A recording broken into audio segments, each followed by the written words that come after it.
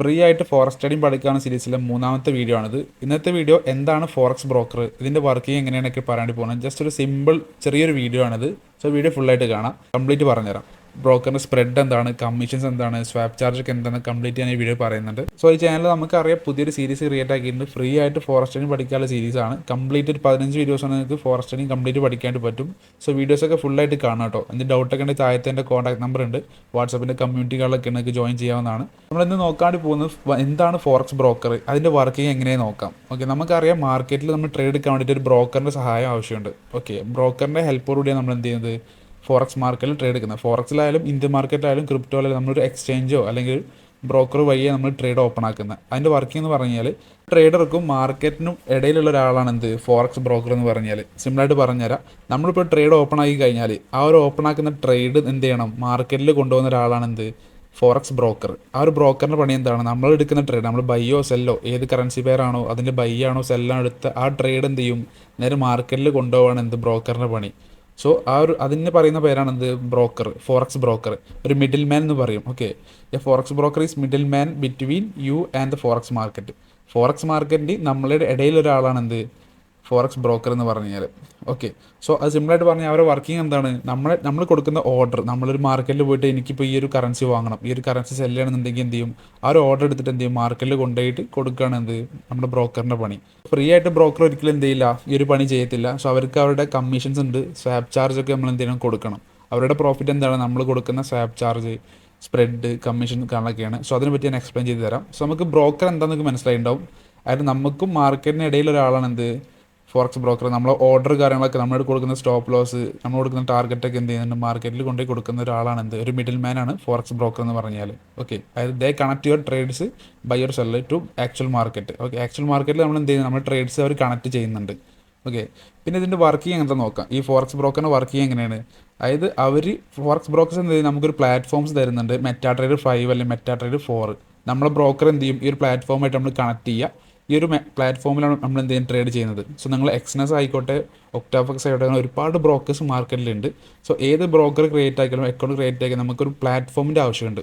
Okay, ഈ broker എന്തിനാണ് നമ്മൾ യൂസ് ചെയ്യുന്നത്, ഫണ്ട് ഡെപ്പോസിറ്റ് ചെയ്യാനും വിഡ്രോ ചെയ്യാനും ആൻഡ് ട്രേഡ് ഓപ്പൺ ചെയ്യാനാണ്. അപ്പോൾ നമ്മൾ ട്രേഡ് എടുക്കാൻ വേണ്ടിയിട്ട് നമുക്ക് ഒരു പ്ലാറ്റ്ഫോം അവർ തരുന്നുണ്ട്, ഈ ബ്രോക്കേഴ്സ് നമുക്ക് തരുന്നുണ്ട്. അതായത് മെറ്റാ ട്രേഡ്, ഒരുപാട് പേര് കേട്ടിട്ടുണ്ടാവും, ഒരുപാട് പേര് യൂസ് ചെയ്തിട്ടുണ്ടാവും മെറ്റാ ട്രേഡ്, MT5 അല്ലെങ്കിൽ MT4.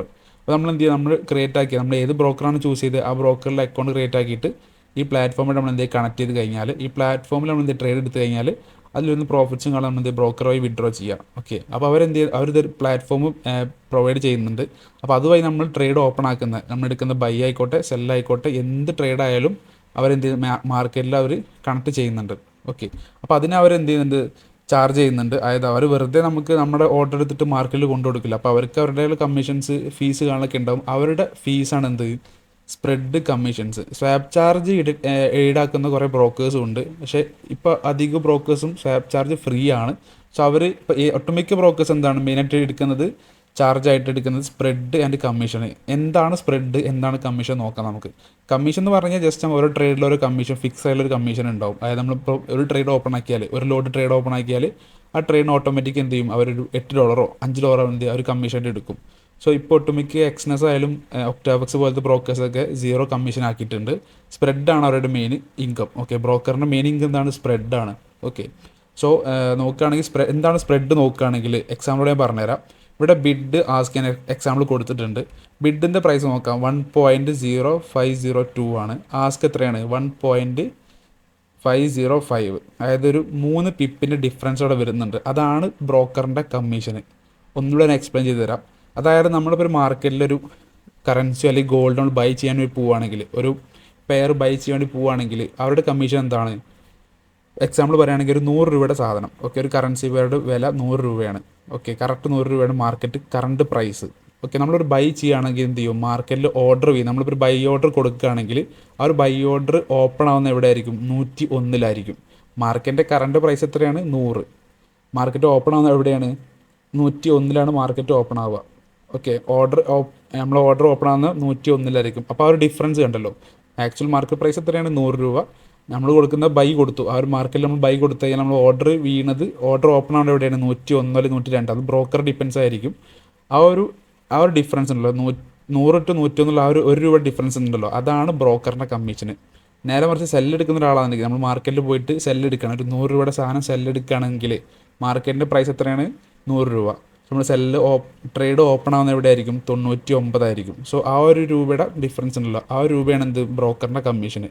സോ ഈ സ്പ്രെഡ് വരെ സീറോ ഉള്ള സ്പ്രെഡ് ഉള്ള ബ്രോക്കേഴ്സൊക്കെ ഉണ്ട്. പക്ഷെ നിങ്ങൾ ഒരു കാര്യം ശ്രദ്ധിക്കുക, ഒരു ബ്രോക്കർ ഒരിക്കലും ഫ്രീ ആയിട്ട് നമുക്ക് ഈ ഒരു സർവീസ് ചെയ്തു തരില്ല. അപ്പോൾ അവർക്ക് എന്തെങ്കിലും ഒരു കമ്മീഷൻ ഉണ്ടാവും, സ്പ്രെഡായിട്ടോ കമ്മീഷനായിട്ടോ അല്ലെങ്കിൽ സ്വാപ്പ് ചാർജൊക്കെ ഒരു കമ്മീഷൻ എന്തായാലും ബ്രോക്കറിന് ഉണ്ടാവും. നല്ല കംപ്ലീറ്റ് ഫ്രീ ആയിട്ട് തരാനുള്ള ഒരു ബ്രോക്കറാണെങ്കിൽ നിങ്ങൾ ശ്രദ്ധിക്കുക, അതൊരു ചിലപ്പോൾ സ്കാമായിട്ട് മാറാൻ ചാൻസ് ഉണ്ട്.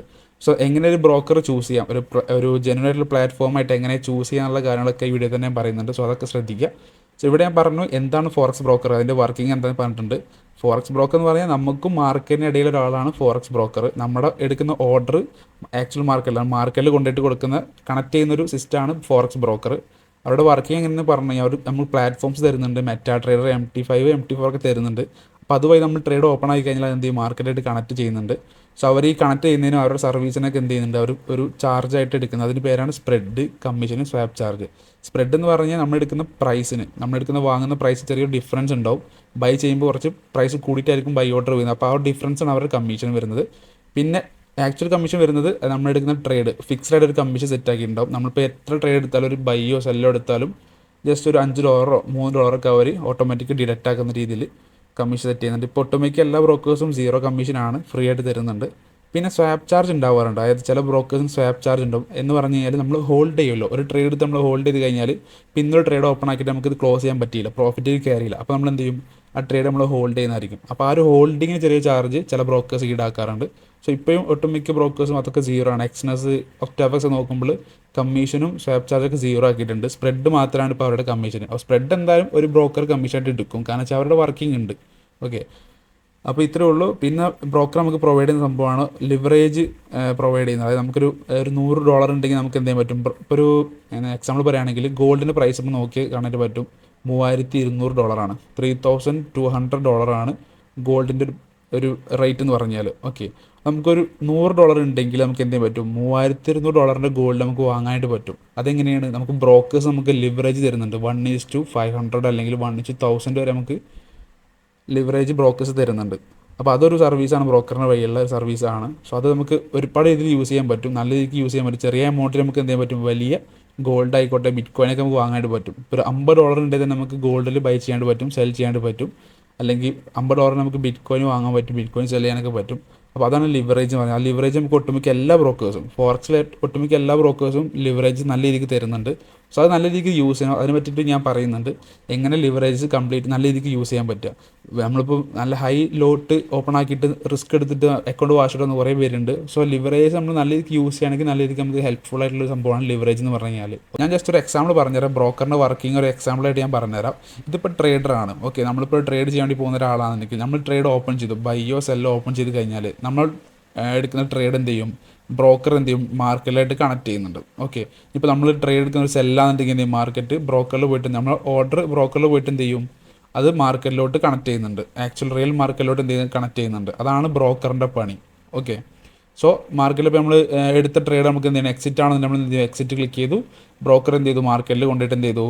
എക്സിറ്റായി, മാർക്കറ്റിന് എക്സിറ്റായി, നമുക്ക് എന്ത് ചെയ്യും? പ്രോഫിറ്റ് കിട്ടിയിട്ടുണ്ട്. അത് ലോസ് ആയാലും ലോസ് ബുക്ക് ചെയ്യും, പ്രോഫിറ്റായി പ്രോഫിറ്റ് ബുക്ക്. അതാണ് ബ്രോക്കറിൻ്റെ മെയിൻ പണി. ഓക്കെ, ഇതിപ്പോൾ ഒരു എ ബുക്ക് ബ്രോക്കർ എന്നതിന് പറയുക. അതായത് റിയൽ ബ്രോക്കറാണ് എന്ത് ചെയ്യും? നമ്മൾ എടുക്കുന്ന ട്രേഡ് മാർക്കറ്റായിട്ട് കണക്ട് ചെയ്തിട്ട് നമുക്ക് വരുന്ന പ്രോഫിറ്റ് ആണെങ്കിൽ ലോസ് ആണ് അവരെന്ത് ചെയ്യും? നമുക്ക് സർവീസ് ചെയ്ത് തരും. ഇതിനിടയ്ക്ക് ചില ബ്രോക്കേഴ്സ് ഉണ്ട് സ്കാമായിട്ട് ചെയ്യുന്നൊരു, സ്കാം എന്ന് പറയുന്നത് ബി ബുക്ക് ബ്രോക്കേഴ്സ് എന്ന് പറയും. അതായത് എന്ത് ചെയ്യും?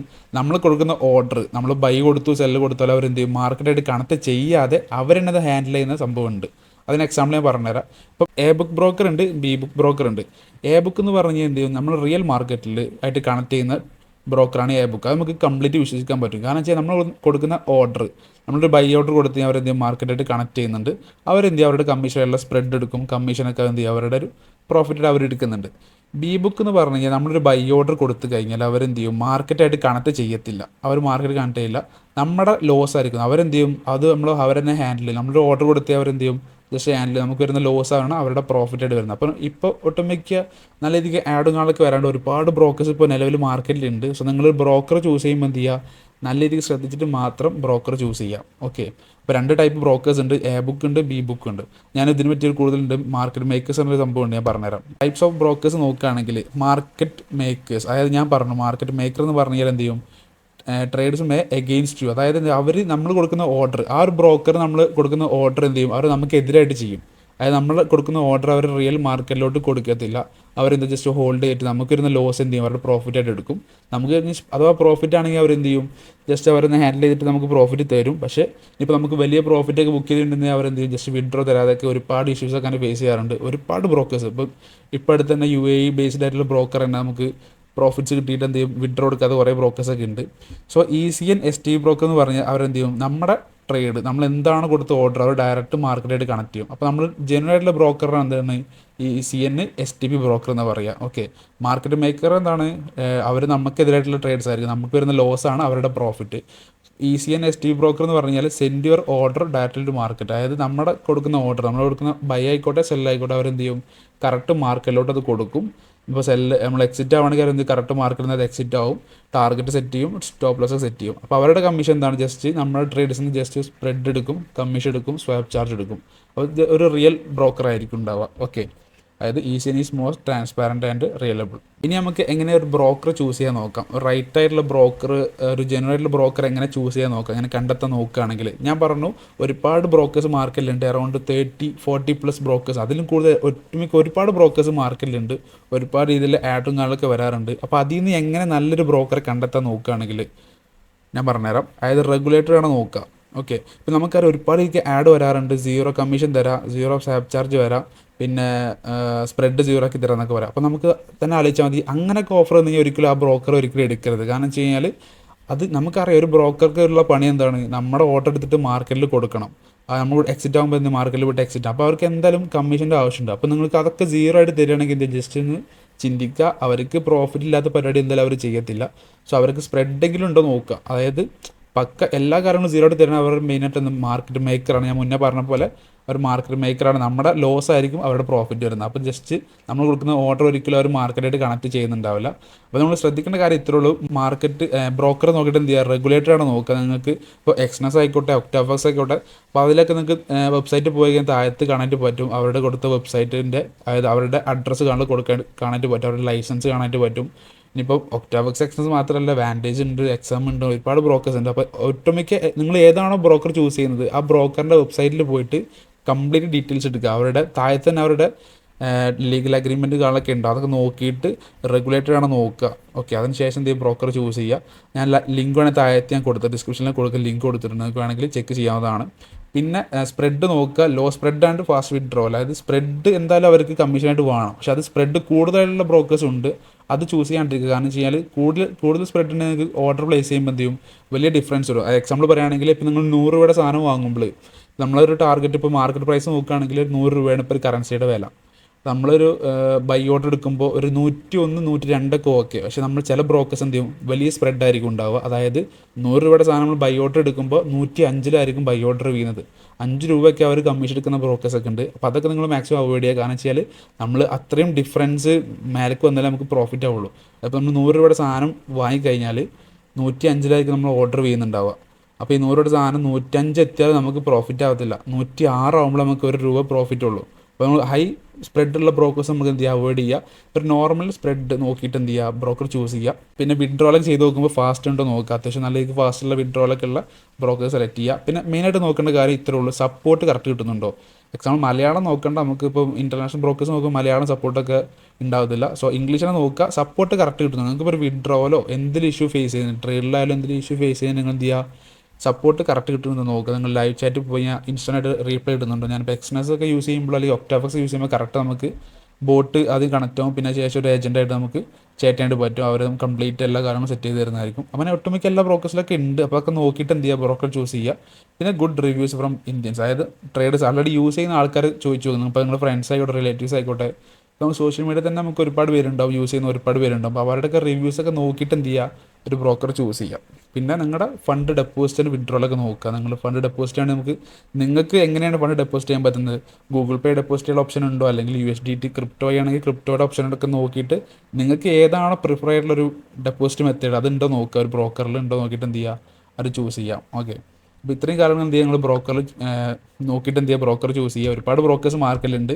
പക്ഷേ ഞാൻ പറഞ്ഞ പോലെ ഒരുപാട് ആഡും കാണും കണ്ടിട്ടോ, അപ്പോൾ ഇങ്ങോട്ട് വന്നിട്ട് നിങ്ങൾക്ക് 0 കമ്മീഷൻ തരാമെന്നൊക്കെ പറഞ്ഞിട്ട് വരുന്ന ബ്രോക്കേഴ്സ് എന്ത് ചെയ്യുക, ഒന്നുകൂടെ ശ്രദ്ധിച്ചിട്ട് അവരുടെ റെഗുലേറ്ററിനൊക്കെ നോക്കിയിട്ട് എന്ത് ചെയ്യുക, ബ്രോക്കറൊക്കെ ചൂസ് ചെയ്യുക. ശ്രദ്ധിക്കുക. കാരണം വെച്ചാൽ നമുക്കറിയാം ബ്രോക്കറിനൊരു പണി ഉണ്ട്, എന്താ നമ്മുടെ മാർക്കറ്റിൽ നമ്മൾ ഓർഡർ എടുത്തിട്ട് മാർക്കറ്റിൽ കൊടുക്കണം. അപ്പോൾ അവരെന്തായാലും അവർ കമ്മീഷൻ അവർ എടുക്കും. അപ്പോൾ നമുക്ക് കമ്മീഷൻ ഒന്നും ഇല്ലയെന്ന് പറഞ്ഞു കഴിഞ്ഞാൽ അവർ മാർക്കറ്റ് മേക്കറാണ്. അതായത് അവരുടെ പ്രോഫിറ്റ് എന്ന് പറയുമ്പോൾ ലോസ് ആയിരിക്കും. അപ്പോൾ അതൊക്കെ ശ്രദ്ധിച്ചിട്ട് മാത്രം എന്ത് ചെയ്യുക.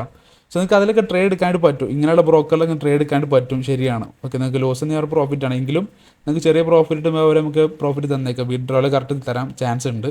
സോ ഇനി അഥവാ നിങ്ങൾ ട്രേഡൊക്കെ എടുത്ത് നല്ലൊരു പ്രോഫിറ്റ് കിട്ടിക്കഴിഞ്ഞാൽ, അതായത് ഇപ്പോൾ ഒരു $1000 $1500 പ്രോഫിറ്റ് കിട്ടി അവർക്ക് തരാൻ പറ്റത്തില്ല. കാരണം വെച്ചാൽ അവർ റിയൽ മാർക്കറ്റായിട്ട് അവർ കണക്റ്റ് ആക്കുന്നില്ല ഈ ട്രേഡ്സ് എന്ന് പറഞ്ഞു കഴിഞ്ഞാൽ.